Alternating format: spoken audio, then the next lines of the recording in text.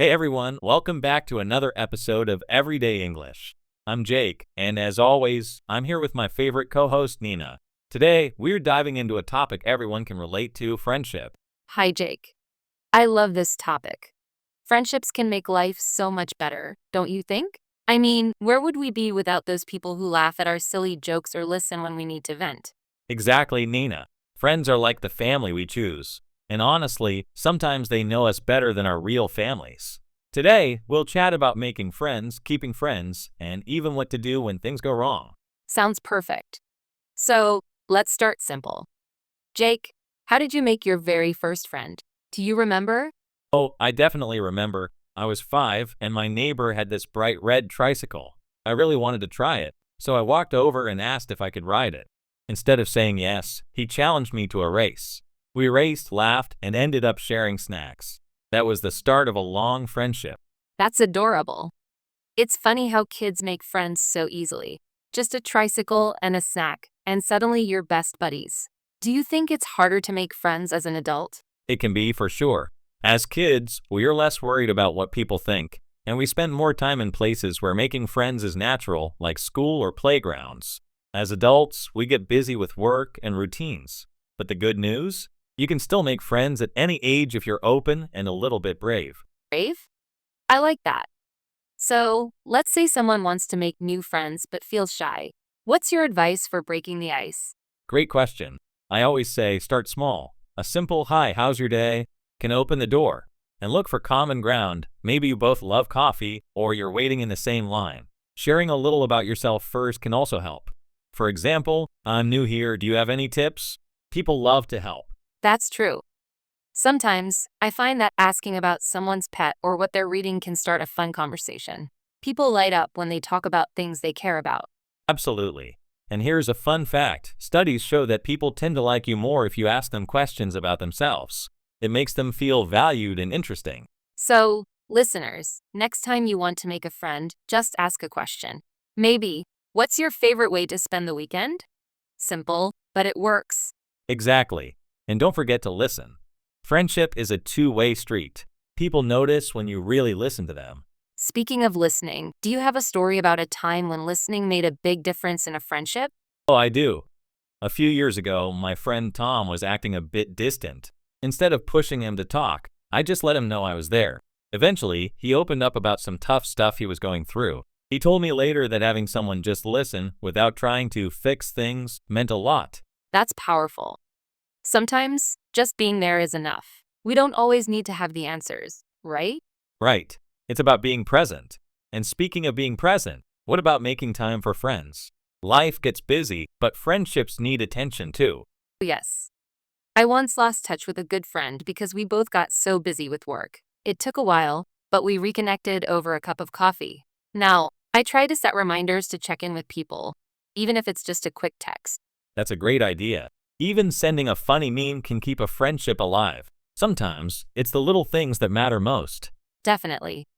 Okay, I have a challenging question for you, Jake. What about making friends in a new country or when you don't speak the language well? That's a big one. I actually lived abroad for a year. At first, I struggled with the language, but I found that a smile goes a long way. I'd learn a few simple phrases like hello and how are you? People appreciated the effort, and many were happy to help me learn more. So true. I've found that even when you mess up, people usually respect that you're trying. And sometimes, language mistakes can be really funny, like when I once asked for chicken pants instead of chicken wings at a restaurant. My friends still tease me about that. Ah, I love that. Mistakes make great memories. And honestly, sharing those embarrassing moments can bring people closer together. Totally. Now, let's talk about keeping friendships strong. What's your top tip for staying close, even when life gets busy? I think consistency is key. You don't have to talk every day, but check in regularly.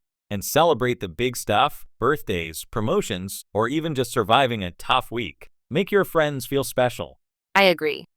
Sometimes I send a voice message instead of a text. It feels more personal, and my friends love hearing my voice, especially if we haven't seen each other in a while. That's a great tip. And don't forget to support your friends when they need it, not just when it's fun. Real friendship is being there through the good and the bad. Speaking of bad times, what do you do if you have a fight with a friend? Is it possible to fix things? Definitely. First, take a step back and cool off. Then talk it out. Be honest but kind. Sometimes just saying, "I'm sorry, I messed up," can make all the difference. Forgiveness is powerful. I like that. I once had a big argument with my best friend, and we didn't talk for weeks. Finally, I sent her a silly cat video with a message that said, "Can we hit the reset button?" We both laughed and started talking again. Sometimes, humor is the best medicine. It breaks the ice and reminds you why you're friends in the first place. Okay, let's bring in a question from our audience. This one is from Sarah in Brazil. She writes, "Hi Jake and Nina. I'm shy and I worry people won't like me. How can I feel more confident making new friends?" Great question, Sarah. First, remember that everyone feels nervous sometimes, even the people who seem confident. Try focusing on the other person instead of worrying about yourself. Ask questions, listen, and show genuine interest. And if someone doesn't want to be friends, that's okay. There are lots of other people out there. And don't forget, Sarah, being yourself is the best way to find real friends. Pretending to be someone else might work for a little while, but true friends will love you for who you are. Exactly. Plus, confidence grows with practice. The more you try, the easier it gets. Now, let's have a little fun with language fails. Have you ever had a friendship fail because of language, Jake? Oh, definitely. When I was learning Spanish, I tried to tell my new friend, "Estoy emocionado de verte," which means "I'm excited to see you." But I accidentally said, "Estoy embarazado de verte," which actually means "I'm pregnant to see you." My friend laughed so hard, I thought he'd fall off his chair. That's hilarious.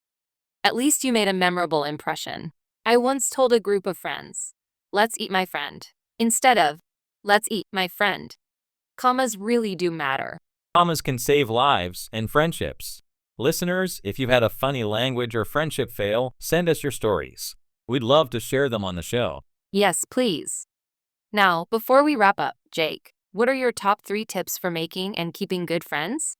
Sure thing. Number 1, be yourself. Honesty and authenticity attract the right people. Number 2, show up, check in, make time, and be there when it counts. And number 3, communicate, talk openly, listen well, and don't be afraid to apologize or forgive. Perfect tips. I'd add, don't take yourself too seriously. Laugh together, make memories, and remember, friendship is supposed to be fun. Couldn't agree more, Nina. Well, that's all for today's episode, folks. If you enjoyed this chat, don't forget to follow, share, and subscribe to Everyday English. And tell your friends about us. Maybe listen together and practice your English conversations. Thanks for joining us, everyone. See you next time. Take care, everyone. Go out there and make a new friend this week.